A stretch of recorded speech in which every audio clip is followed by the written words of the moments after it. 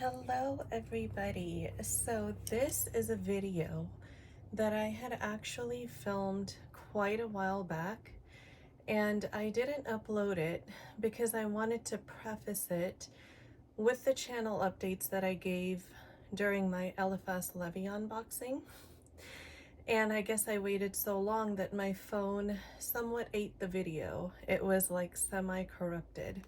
So I had to do it all over again.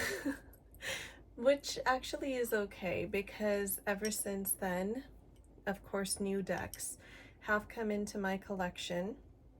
And this is a lovely, lovely thought-provoking challenge created by our friends over at 78 Puertas Tarot.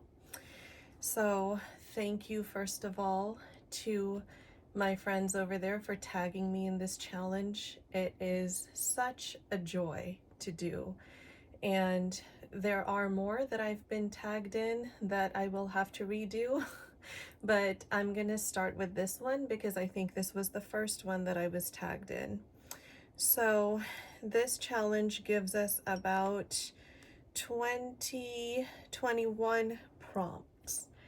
And it really is beautifully thought-provoking because sometimes we use our decks on a rotation and we don't really think about these things. Like, we don't take a moment to be present with our cards and really appreciate them for what they are. So I really enjoyed doing this for the second time now, and I'm actually grateful that the other video was corrupt, because I think this round is going to be much more satisfying. So I'm just going to get right on into it. The first prompt is, what was your very first tarot deck ever?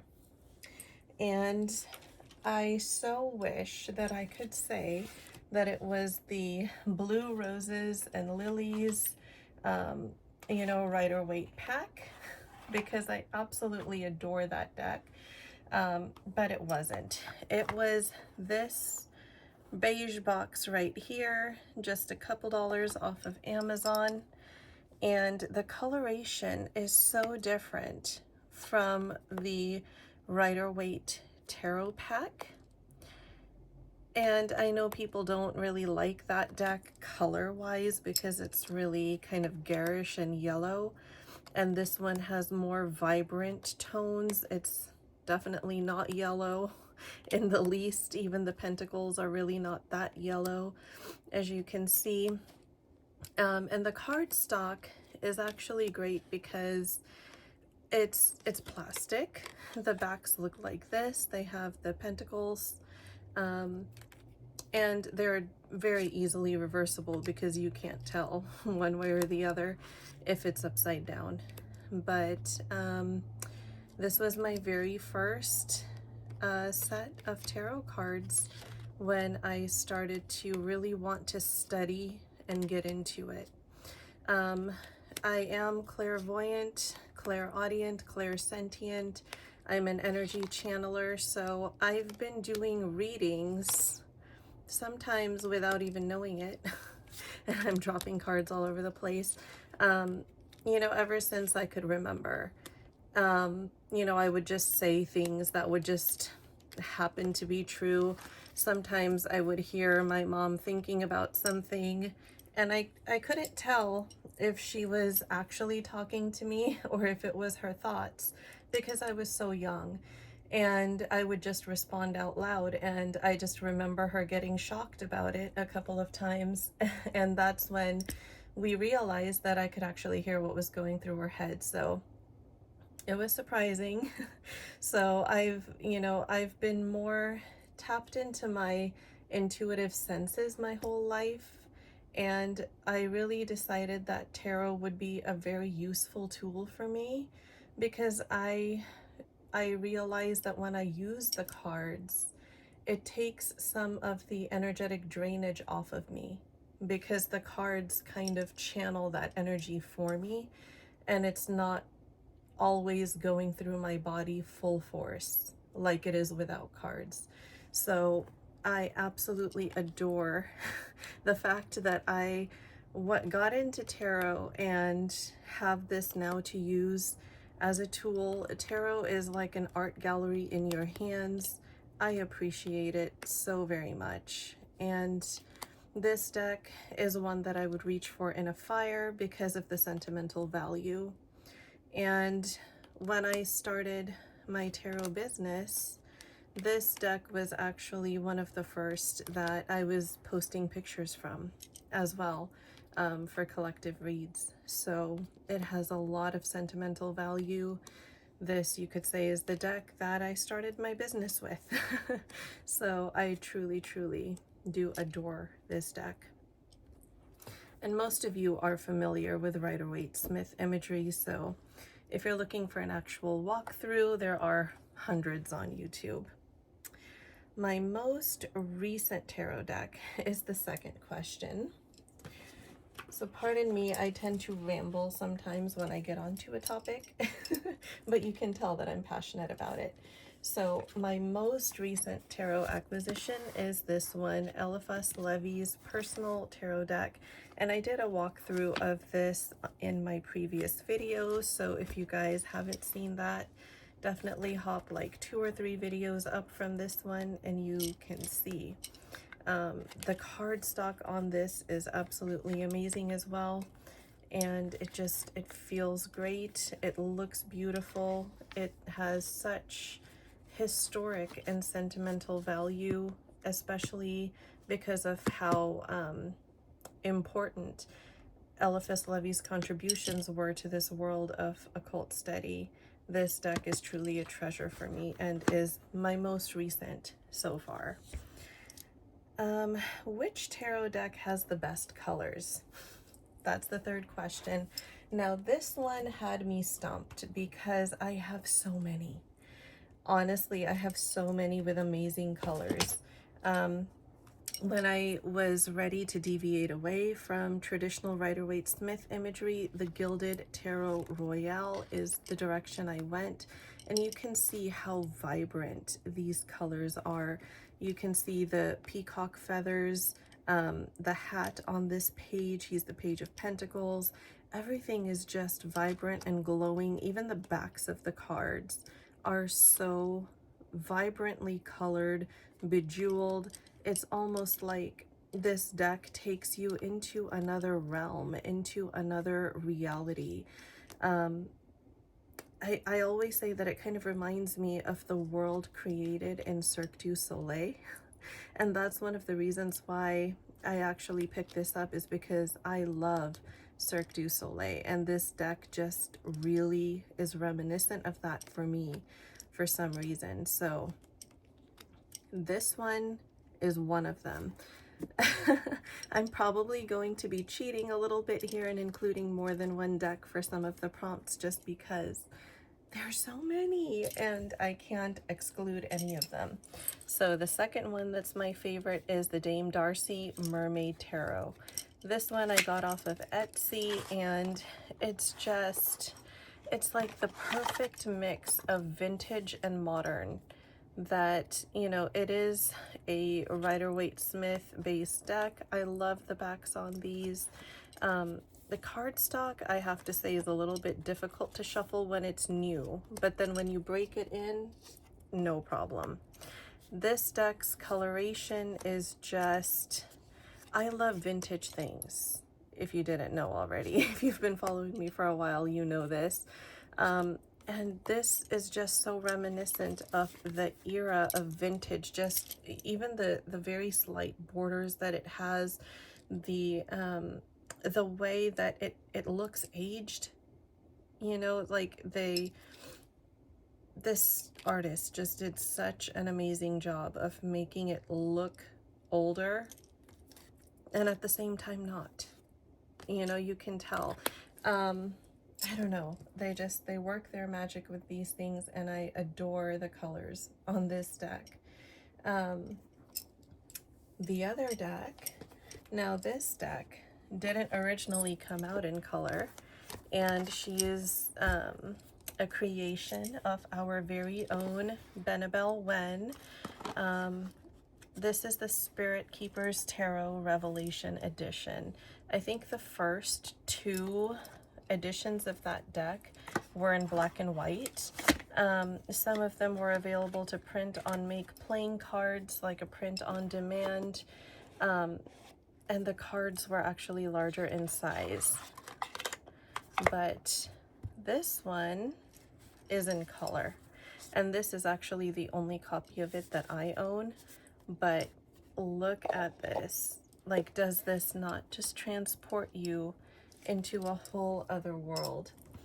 I know a lot of people, when this deck first came out, created a study group for it, because the books that it comes with, I think the book of maps and the book of, I can't remember what it's called, but one is spiral bound and one's a normal soft cover.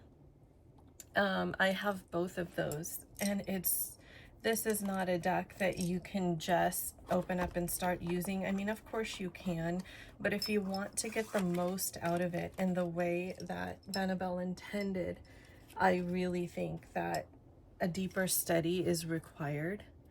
And I'm just in awe of this deck. I will never not be in awe of this work. I love Benebell's writing as well. I have her book Holistic Tarot, which really, when I first started to get into the study of the tarot, as a psychological tool, because I do have degrees in psychology. I am a mental health clinician by degree as well, and it meshed so well. This is a tool that, you know, I wish I had since I was a kid. Tarot is so valuable, and the way that it's presented by these amazing, knowledgeable people right here within the tarot community can be really eye-opening, and I love what she has done with this.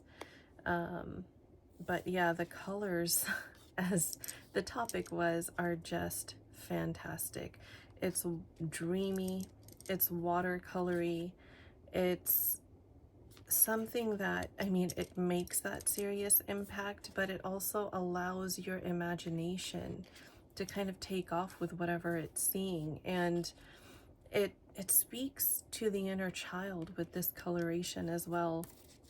I think this deck is amazing for inner child healing, for heart healing work, even in some ways for just managing anxiety. If just the colorations, when you open up something like this, it takes away whatever it is that you might be stressing about in this material world, and it just takes you back to that, you know, childhood safe space where, yeah, things happen, but you know, things always end up okay. Like, everything is going to be okay in the end. And I feel like the palette that she chose for this really helps achieve that goal, at least in my opinion. Like, that's how I see this deck. So that is the Spirit Keepers Tarot Revelation Edition, second printing. I don't know if these are still available, but you can definitely contact Benebell Wen if you're interested in a copy.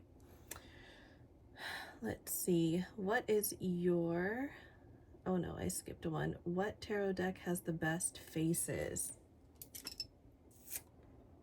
Wow. What tarot deck has the best faces? I think the faces are pretty important to me when I buy a tarot deck, so that's going to be really difficult for me to decipher because all of them do, honestly. Let me see here if I can narrow it down. Now, this is a print-on-demand pre-Raphaelite art. I think it's called the Romance Tarot. This is by Cherry Enchantress. She used to have a channel on YouTube. I'm not sure if she's here anymore, but this is either Printer Studio or Make Playing Cards. Pre-Raphaelite art is definitely one of my favorite styles. So the faces on this definitely speak to me.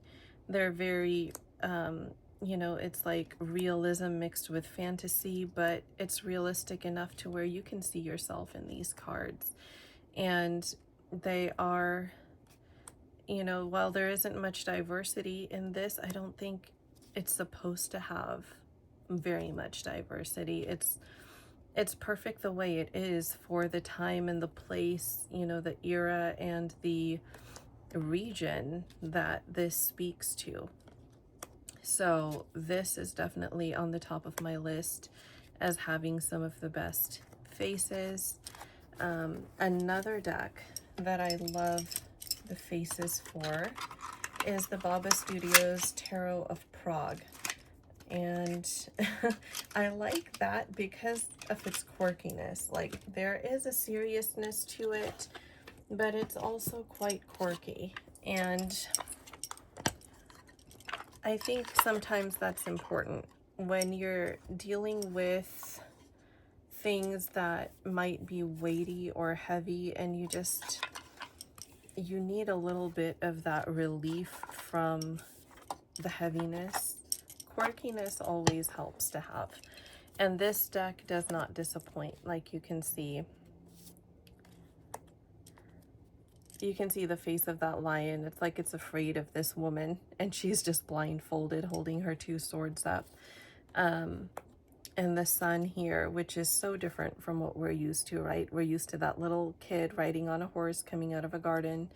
But like, while you can see the tension in the cards that represent that, there's still that almost cartooniness. Like, this guy reminds me of Captain Hook.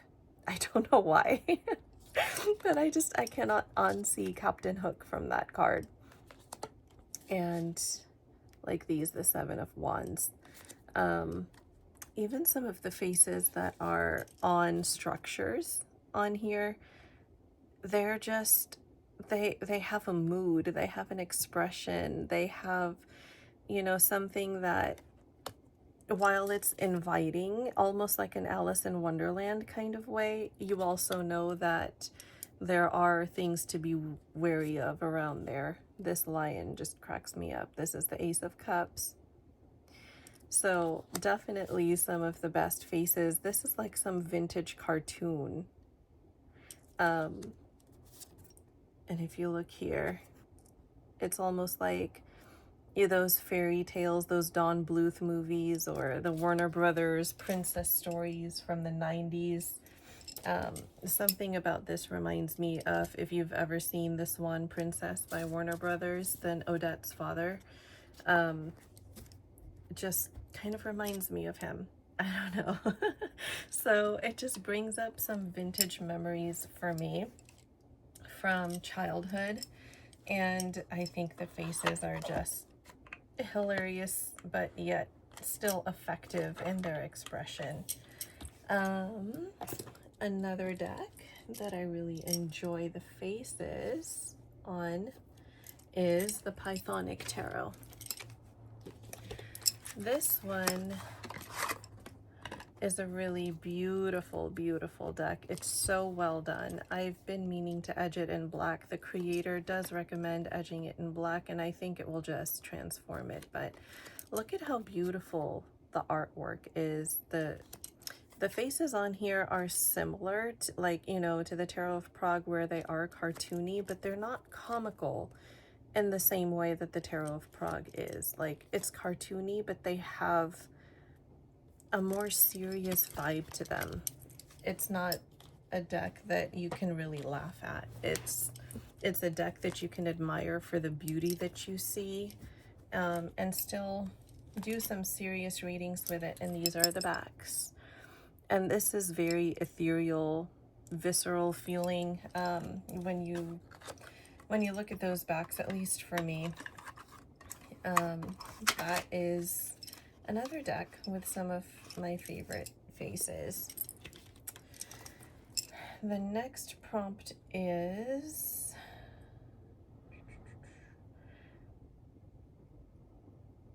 what is your largest tarot deck? This was a no-brainer, and it is the Gorgon's Tarot. I, for the life of me, cannot shuffle this deck effectively. It is a circular deck. It has beautiful artwork. I adore it. I use it to death, but I cannot even hand over hand shuffle it the way that I normally would. As you can see, the size is no joke. Like, I can hardly hold on to the cards when I shuffle. But this is a very large, substantial deck, but it's absolutely gorgeous. And if I need to pick a card, I will just probably do something like this and feel into it and do that. Like, I cannot hold this deck in my hands. It literally can cause my hands to cramp if I'm trying to hold it and shuffle it like a normal tarot deck. So that is the largest deck that I actually do shuffle with and use, but I do have two others that are also very, very large. Let me get this back in the case and then I will show you the other ones.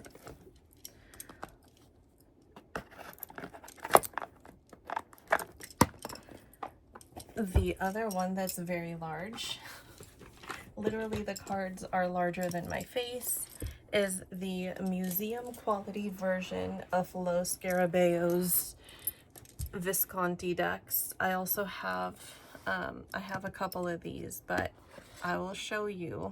I've done an unboxing of this on this channel as well. So if you've seen that, then you know these cards are exceptionally beautiful, but exceptionally large. Look at that. I mean, just compare my hand to the size of these cards. It's insanely large. But that's okay, because this is definitely, you know, it's designed to be more of a steady deck. I will use this to do collective reads and things like that, but it is also an incomplete deck. There are cards that are missing from here, so I don't use this for readings, but if I just need to pull two cards for a daily message or something like that, I will use it for that.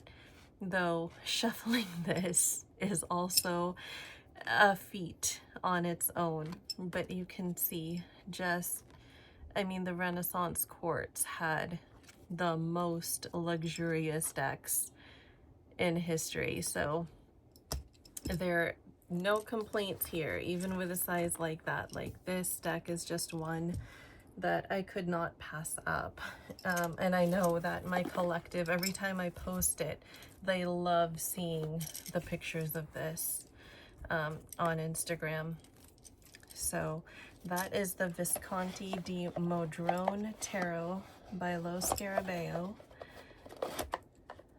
And it does come with a book that tells you all about it. And another one just like that, that I think people have this one more commonly than they do the Visconti Madrone, is the Solabusca. This one is equally large, if not a tiny bit smaller. I think they are maybe like literally just by centimeters, a tiny bit smaller than the Visconti Modrone, but they are still very large cards. And this is also an incomplete deck, but it's a historic deck that is absolutely beautiful to look at. So there are some of these cards. This one, I have to say, is a lot easier to shuffle than the other one. So if I have to choose which one I will shuffle, it would be this one, no doubt. Now, which one is my smallest tarot deck?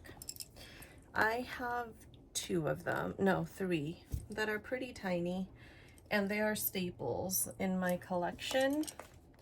I will show you those as soon as I get this back in the box. And it's not as easy to get these back in the box as it seems. It's interesting. So I have the 1870 Piedmontese. I have the Black Lily Tarot by Aya Rosen. And I have the Marshmallow Marseille. This was probably the cutest deck acquisition besides the Dame Darcy Mermaid Tarot. It's a very, very cutesy little deck, and I think this is like the second edition. It's by Wandering Oracle.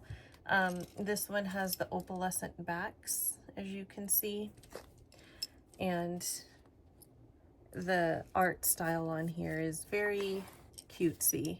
The coloration on this as well. See, this is what I was saying, like, I can pull out any other deck right now and say that this will also fit into one of the other categories of this challenge.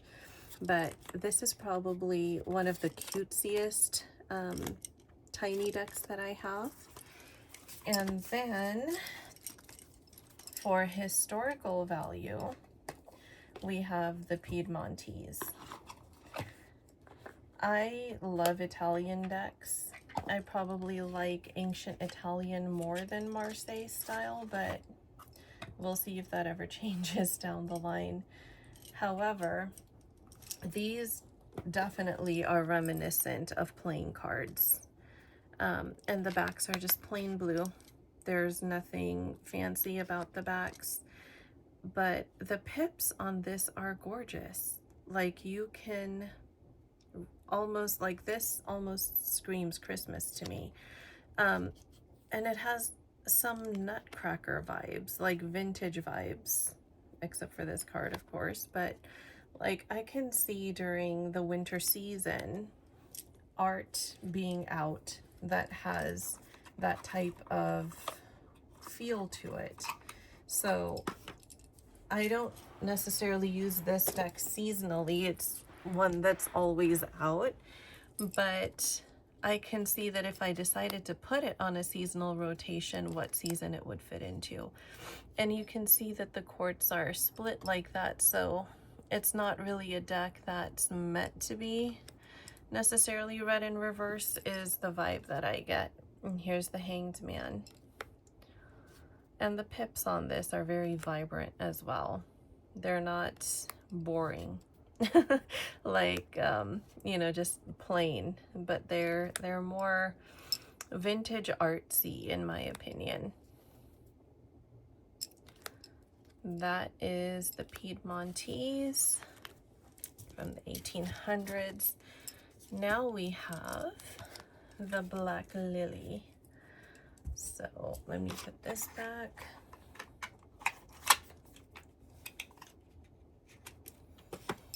The Black Lily Tarot. This one does some difficult inner work for us. It's a very healing deck. If you have been through a lot of traumas, I can see that a lot of my clients, and even myself in some areas of life, you can see yourself within this deck. And, you know, the imagery, even though it's painful and grungy, but it mirrors how you feel during those times of your life. And it's validating, it's cathartic to see imagery where, you know, the characters within the deck kind of mirror what you're going through. And it not only allows you to feel like you're not alone, but it gives you that sense of whatever you were feeling in that moment. Emotions can't be seen on the outside, right? We feel them on the inside, and people around us often don't know what we're going through because we look fine on the outside. If those emotions could be portrayed externally, this deck does an amazing job of that. And because it's small, it travels well. And during times of my life where I was really going through it and people around me didn't really understand why I was not as present as I would normally be, and you know, I just wasn't myself. I feel like this deck understood me. So I took it with me everywhere. I'm surprised that the box isn't as tatty as some of the other decks that I travel with, but I think I've taken really good care of this just because it speaks to an inner part of me and experiences that I've had where it was the tarot that understood me after the divine, and then, you know, certain members of my family that I'm more close to. So that is the Black Lily Tarot by Aya Rosen. Definitely, I think this deck is a staple in a lot of people's collections, but it's also definitely a staple in mine. The next prompt, let's see. What tarot deck has the best court cards? This is hard. I think, honestly, I have such a hard time choosing, but I'm gonna go with the Circle of Doors Tarot. And the reason for this choice is because it's not traditional. This is, you know, photo manipulated collage, but also just the way that the court cards speak in this deck. There's just something about it where I'll let you guys see for yourself and see. That's the Queen of Pentacles. This is the Queen of Wands. Probably should have pulled the court cards out before I began, but there's something about this that it's almost like you are on the outside looking in, but yet you are seen. Queen of Swords. There's two options for the Queen of Swords. Knight of Swords, King of Pentacles,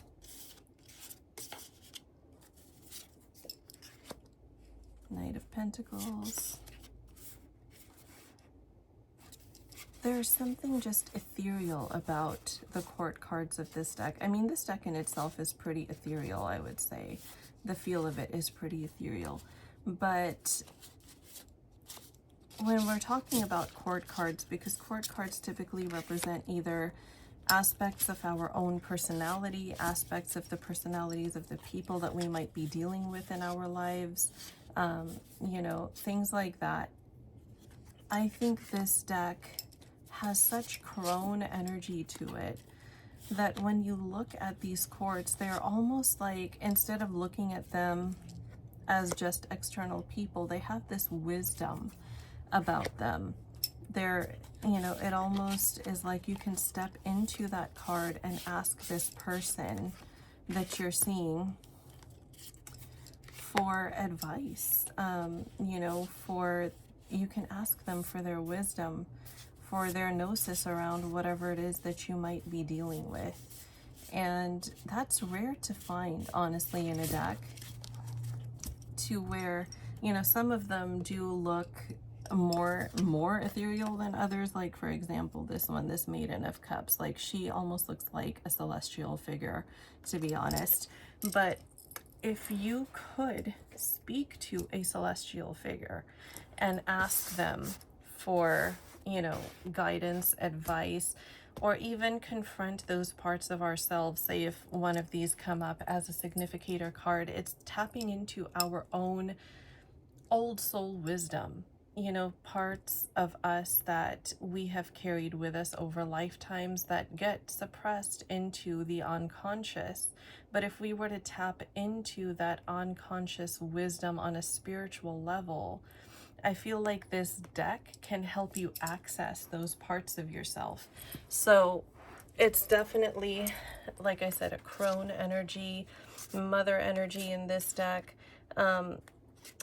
and it sparks those, it's almost like finding those missing puzzle pieces of you that, you know, if you're feeling lost in a certain area or not even quite sure why you're feeling what you're feeling, or if you're repeating a certain pattern in your life and you want to tap into your own gnosis, into your own wisdom to break that pattern, this deck is my go-to for things like that.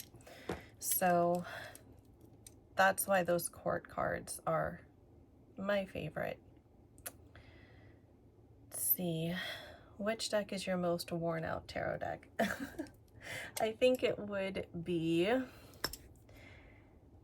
probably my very first tarot deck ever that I showed you guys earlier, the Rider-Waite Tarot, and it would be the Gilded Tarot Royale. So these two right here would be, as you can tell from the box here, it's like falling apart. These are my two most worn out tarot decks, but I have a lot of worn out tarot decks because I do a lot of readings day in and day out. So I think most of my collection is getting pretty worn out. Which tarot deck is the best one for shadow work?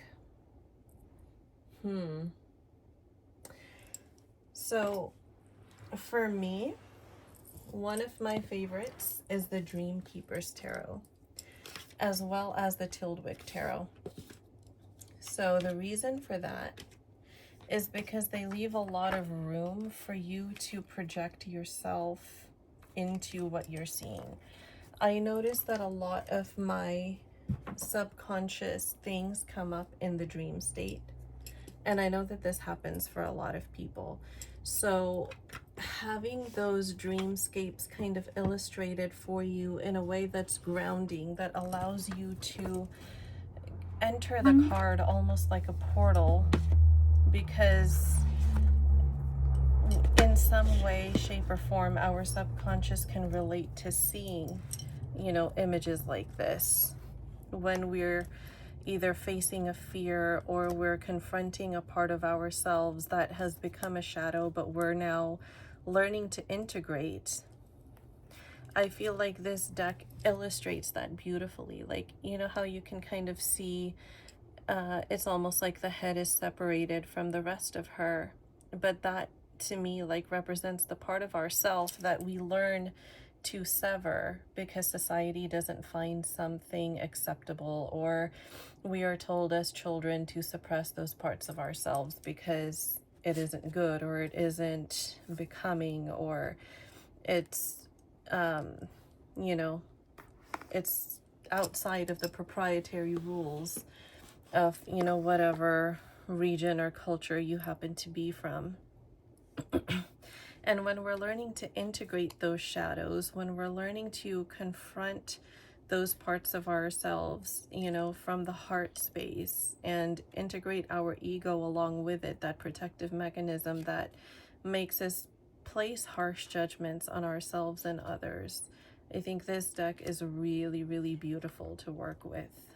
And for those shadows that come up for us in maybe repetitive dreams that we, you know, it's like it's trying to tell us something, but the dream always ends in a way that kind of leaves us hanging, and we're wondering, why do we keep seeing this same thing over and over again?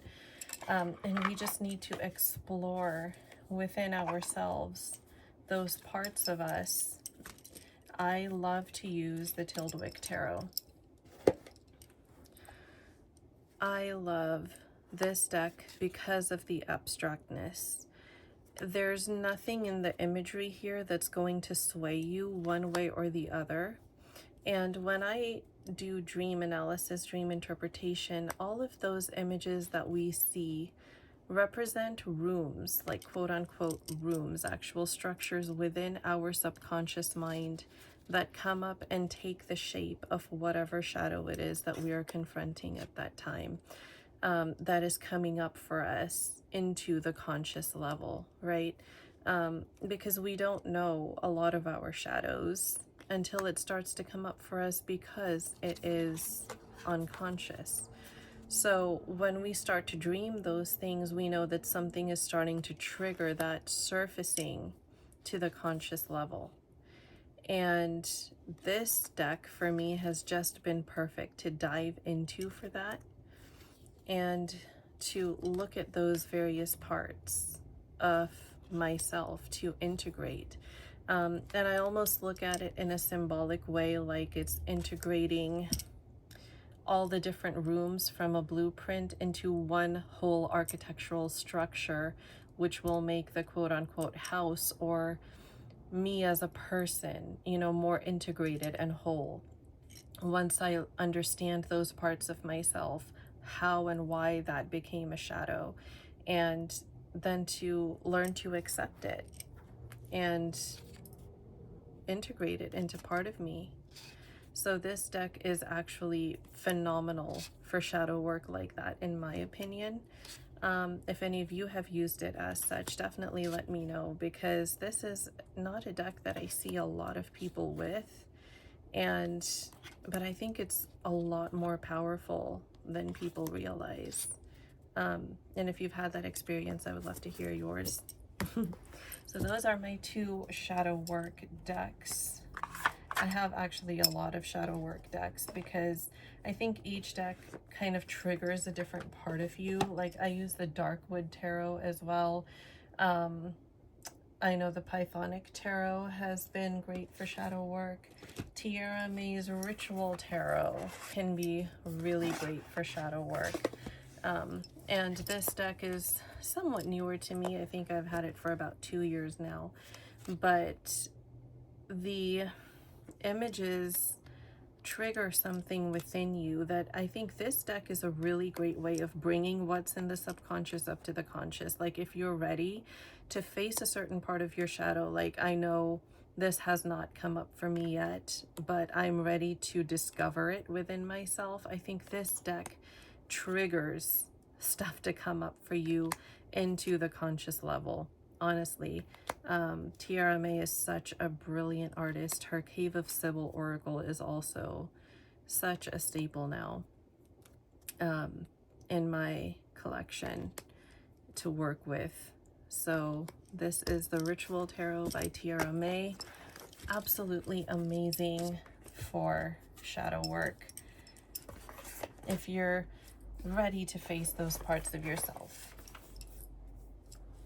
as I think we all at some point in our lives feel like we are ready to do. What is your most esoteric tarot deck? So for this, probably the Hermetic Tarot. I don't see a lot of people using this either. This is very, very, very Golden Dawn. And I think a lot of this kind of even screams Lady Frida Harris's artwork from the Thoth Tarot. It's just, this is a deck where if you're into it, then you are. If you're not, you're not. And the imagery is not typical RWS. It is not stuff that we are used to seeing on a day-to-day basis. And I think this is one of those esoteric works that is really best for the tarot enthusiasts. You can see, I think these are the Hebrew letters and everything on here. So this to me is a very esoteric deck. That is the Hermetic Tarot by US Games. And it even says, based upon the esoteric workings of the Secret Order of the Golden Dawn. So definitely, it is intended to be an esoteric deck. Next prompt. Let's see. What tarot deck is the best one for... Oh, I already did that one. I must have skipped that question. What tarot deck has the best back design? This is hard because I think they all are gorgeous in their own ways. If I had to pick one, just one for the back design,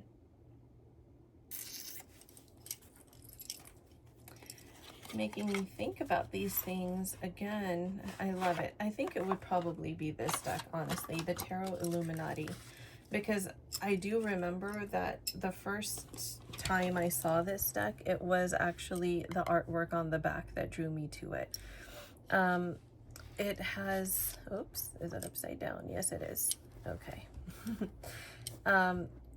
This deck is kind of like another system on its own, but I think front and back, the imagery just meshes so well together. So when you see artwork like this and you flip the deck over, you kind of expect to see something like this on the back. So it unifies the conceptual artwork in a very nice way.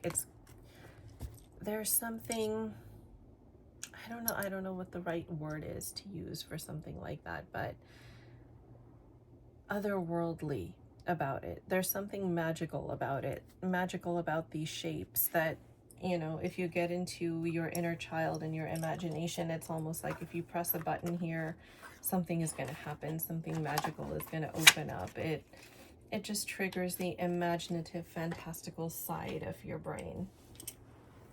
So next prompt, let's see. What tarot deck has the best cardstock? Again, I cannot choose, but I love my Il Meneghellos. So the Minchiati decks, I'm not really too thrilled with the cardstock on for those, but the regular tarot decks, I absolutely love their cardstock. It's very similar to the Marco Benedetti Eliphas Levi cardstock, but not quite. And of course, these. Who will not love these? The La Flora Tarot and Pagan Otherworlds. I think, honestly, these might have this. Yeah, I think these are the same cardstock. So if you have either of these, you know what the other one feels like. This is linen. That is my absolute favorite cardstock ever. If I could have every single deck in my collection be this cardstock, I would. And I think it's really helpful to where the glare is minimized on these. It still does glare. There is still a glare, but not as much, not as blindingly as the plastic cards that we're used to seeing that are more mass market. Pagan Otherworlds. This deck is so beautiful. There's just something fantastical about this that transports you into almost like a historic time where you can not only be on the outside looking in, but you can also walk into the card as a portal. And I think this is great for like path working and things too. Just the imagery, even though some of the cards are pippish, but I think there's enough illustration in there to like spark more of the imagination, because the pips aren't in the traditional like Marseille or Italian style patterns. Like, you know, the Nine of Wands looks like this, but yeah, it's gorgeous, gorgeous cardstock. It feels like a dream. I don't get paper cuts when I'm shuffling with this. I absolutely love this deck. It is one of my favorites, and I think it always will be. And these three kind of have a very similar cardstock. I'll just open up one of them. If you guys are into Il Meneghello, then you'll know exactly what I'm talking about, but these are substantial enough to where even though these are precious decks, I will riffle shuffle them because they can withstand it. The sharp corners, I think I get why they're there, but my hands don't like them. My skin is very, very soft, so I get paper cuts really easily but the cardstock is dreamy on here. It's like this really ancient paper. I feel like it's almost like opening up an old vintage sailor's notebook and finding, you know, their seafaring adventures written in there or something. It just gives me that feel, this type of cardstock. This is the same. This is the Teroko Neoclásico. And this La Corte de Teroki, this one has a very different cardstock, but I adore it. And I think the reason why it feels different is just probably the way that it was painted in comparison to these other ones. But this almost feels a little stronger, harder, I don't know. And it's a little bit more rough. It's more textured here. But I love it because it kind of enlivens, gives the experience that you get of the cards a three-dimensional feel. So I love this deck. It's adorable, and I don't mind the sharp corners just because the cuteness makes up for it. I'll just use a lot of lotion before I shuffle. Let's see, what is the next prompt here? What tarot deck has the best soft silky touch? That would definitely be these two, the Pagan Otherworlds and the La Flora Tarot. Which of your tarot decks is the most misunderstood? Misunderstood. I'm not really sure what context we're referring to when we say misunderstood, but I will take that to mean probably the most difficult to understand. That would be the Ostara Tarot. I think it's made by, what, like 5-7 different artists or something like that. And the artwork is not, like, of course it's not consistent. It's not really unified. It's difficult to remember what the suits are, so unless you memorize it, sometimes it's hard to tell what they are. Like, okay, I can tell that's the Knight of Swords, but sometimes, like, this is the Page, but I always forget, is this the Page of Wands? Is this the Page of Pentacles? I'm not really sure. So even if I'm posting pictures of this deck up, people love the imagery. It's easy to read if you're just relying on the imagery. But sometimes it is very difficult to tell what suit I'm looking at. And I have to just keep referring back to the guidebook, which is a pain sometimes. But it is a beautiful deck and it's worth it. So I think it will stick around because it is definitely a favorite. It is one of, you know, the older decks that came to be known and loved in the community, so this is here to stay for sure. Let's see, next prompt. What tarot deck has the best sound when you shuffle it? That would be this one. La Corte de Teroki has the best sound, and this deck has the best sound. I don't know what it is. This deck is also large, but I didn't include it in the largest deck prompt because it's not that large, but it's definitely oracle sized. And this actually could have also fit into which deck has the best colors, because look at that. I mean, so vibrant. But yeah, this deck, just because all the cards are like, I think hand painted, if I remember correctly. I think I remember the creator talking about that. It's just the sound it makes is so dreamy. There's something very therapeutic about hearing cards shuffle, especially if you have a love for them. So this deck, when it first arrived, is definitely one that I would just, you know, sit and shuffle as I sat down with my family, as we were even like watching television or a movie or something.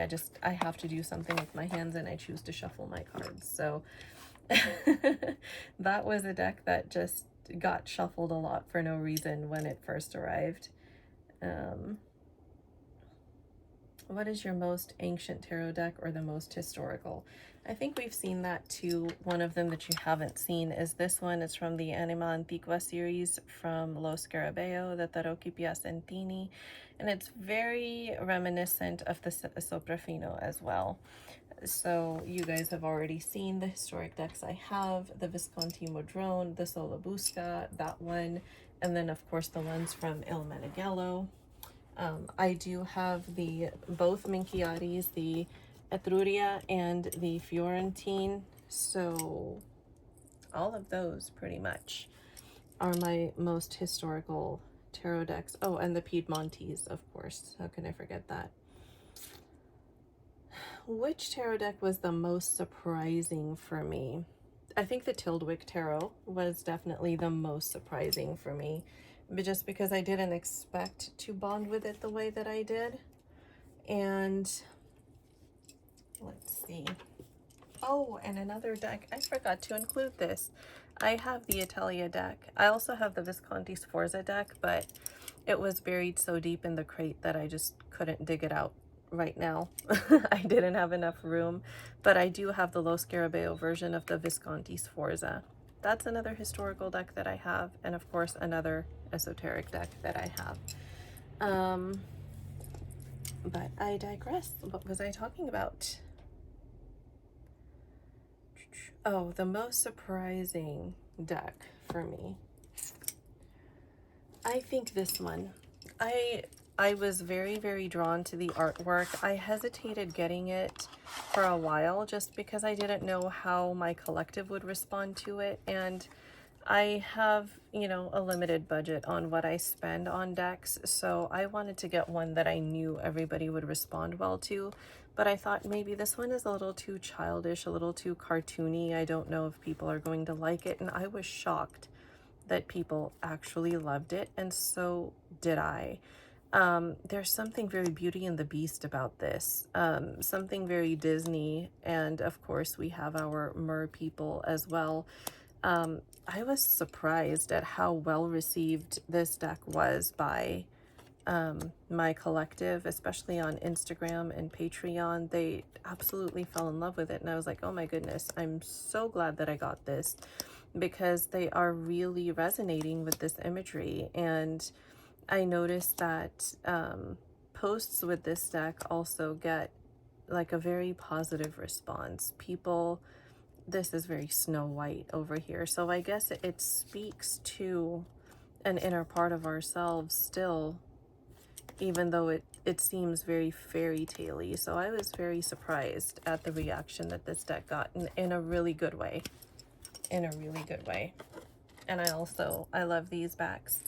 It's so hard. I love all of my decks, so if I'm trying to categorize them, I might as well just put every deck in my collection in every category, but that video would be painful and endless, so I'm going to do that. Let's see, next prompt.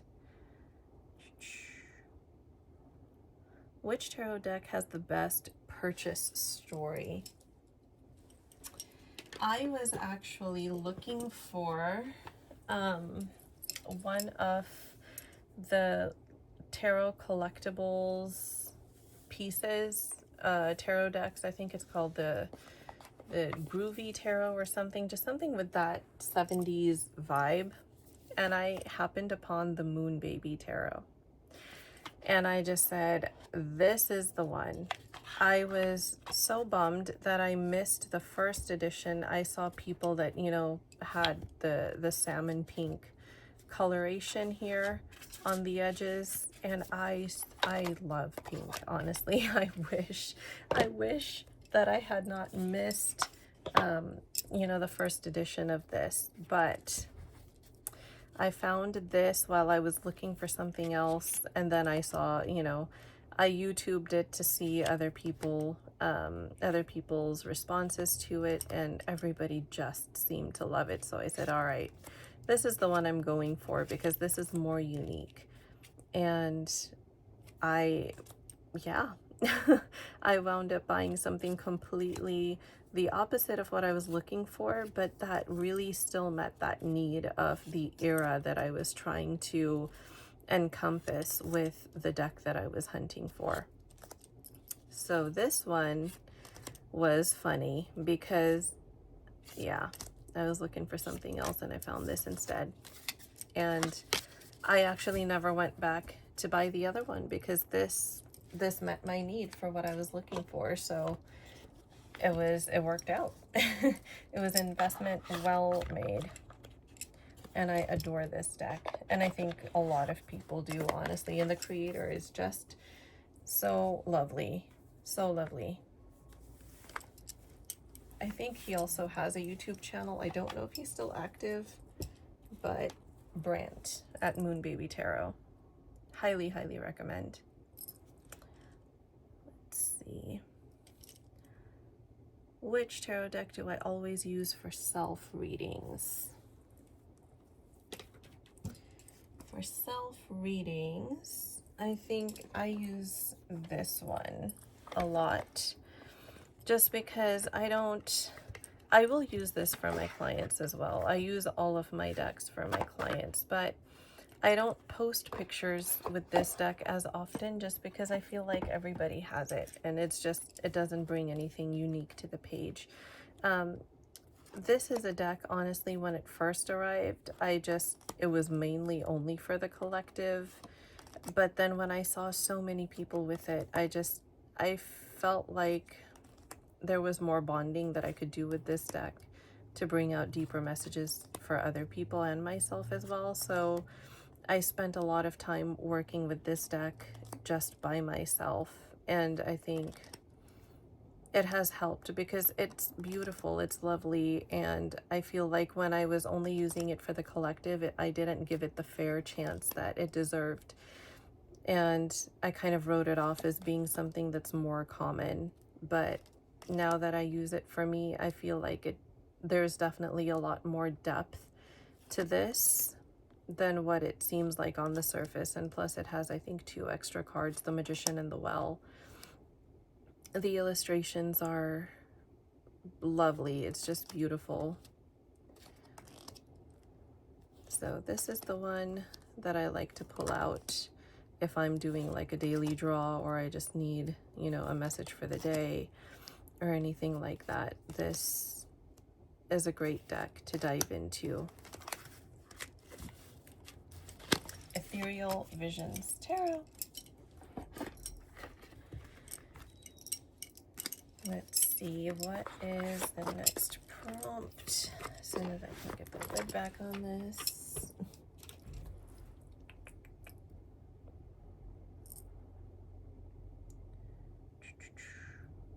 What is the most difficult deck to be mastered?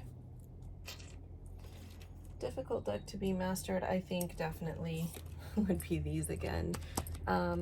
This one, the Tarot Illuminati and the Ostara Tarot, just because of the way that they're set up. But I think this deck also can be difficult to master if you don't really relate to animals in your decks. And this is, of course, it just depends on the person. But if you have a hard time reading the emotions of these animals, and you're looking at this card and you're probably new to tarot, I would say the Oak, Ash, and Thorn could be a difficult deck to work with for a beginner. In a way, you really have to spend time with this deck in order to not just become a rote reader and say, oh, you know, the 10 of Cups, this is what that means. If you're really going to read the deck for the imagery, you have to, of course, know what those things mean, but you have to really take some time to go into the imagery here and feel what these little squirrels are feeling in order to really get the most out of this deck.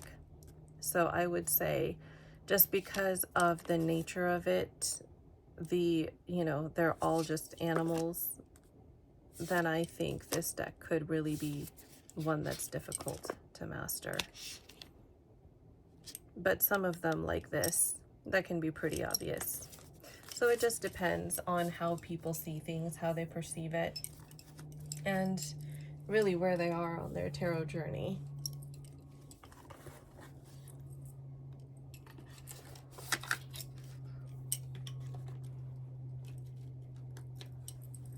Next prompt.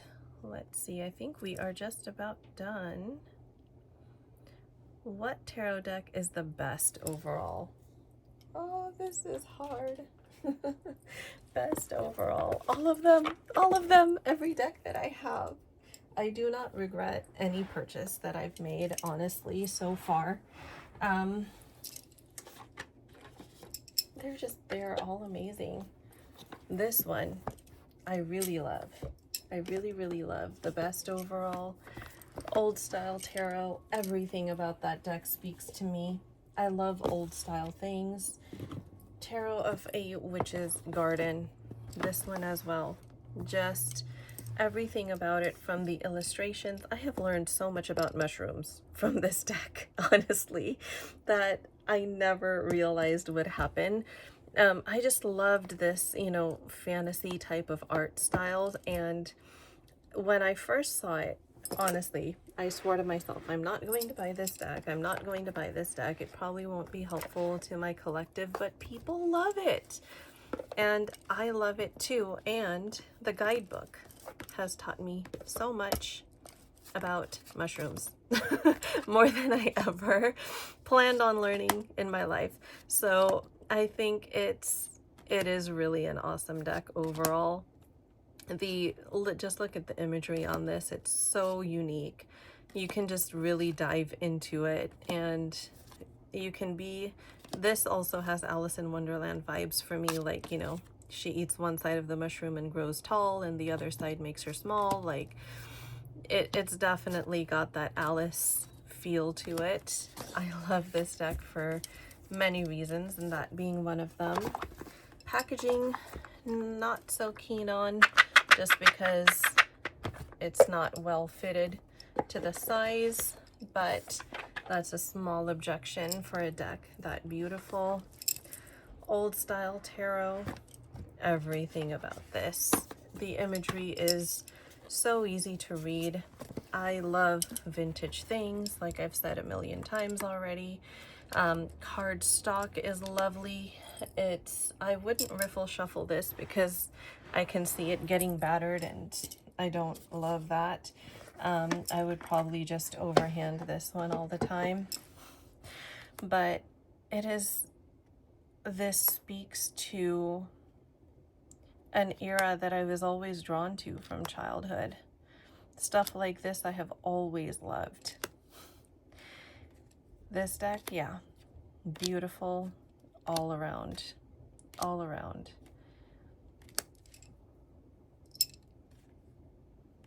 And it is kind of more, I think it's a huggy deck. It's not harsh. There are some harsh cards in here, but not really. And the backs are glorious. Just look at them. I love it. I also have the old style Lenormand that goes with. It matches perfectly. I do often use them together, and they just give beautiful readings. And then Tarot of the Witch's Garden. I love this deck for everything, from the guidebook to the illustrations to all of it, but more so because this deck is not as commonly seen by, like every other reader in the world doesn't have this deck. So I appreciate the uniqueness that it brings. And the cardstock is, I think it has a linen core. It is just beautiful. I'm not an expert on cardstock or anything, but I can definitely see the patternings, and I can feel it in my hands, and it feels luxurious. See, this would have been another deck that could fit that prompt about what feels the best.